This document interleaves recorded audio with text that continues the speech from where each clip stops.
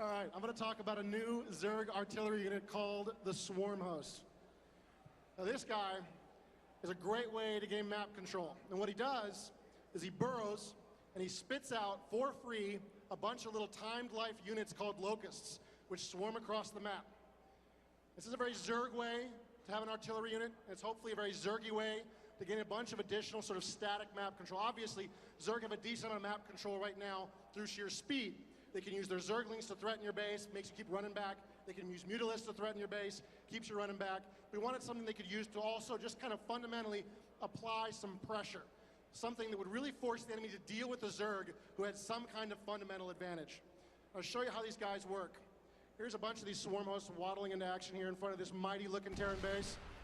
They'll just deploy into the ground, set their rally point, and a bunch of these locusts will start swarming into action. All these guys are free. And they're about, what, 90 hit points right now at this point?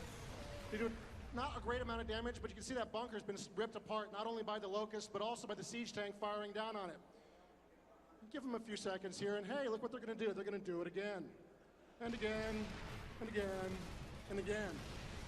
It is the endless Zerg swarm knocking into your front door until you figure out a way to deal with it. In this case, these Terrans need to try to run forward and take them out. If there's a bunch of Zerglings behind those swarm hosts, that's probably not such a good idea. They may have to back up. And again, the Zerg have gained some board control, some advantage, and they've been allowed to siege that Terran base. It's not as immediately dangerous as a siege tank, because that bunker would be immediately vaporized if the siege tank could sort everything else. But it's the slow, methodical grind of the Zerg.